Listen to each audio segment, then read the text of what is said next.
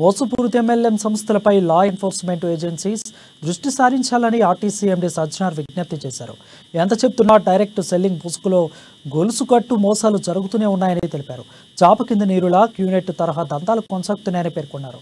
తాజాగా ఓ యో chapter accountant దుర్మార్గం సంస్థ క్యూనెట్లో వలలో చిక్కుకున్నారని వివరించారు. ఆర్థిక డబ్బును ఆశపడి 8 లక్షలను సమర్పించినట్లు ట్విట్టర్ ద్వారా తన దృష్టికి తీసుకువచ్చాడని తెలిపారు.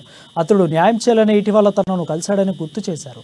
ఆ చార్టర్ అకౌంటెంట్ మాదిరిగా ఎంతో మంది మోసారని ట్విట్టర్లో సందేశాలు పంపిస్తున్నారని చెప్పుకొచ్చారు. ఈ ఘటనపై సుమోటోగా కేసు నమోదు చేసి బాధ్యతలను చట్టం ప్రకారం శిక్షించాలని సజ్జనార్ డిమాండ్ చేశారు.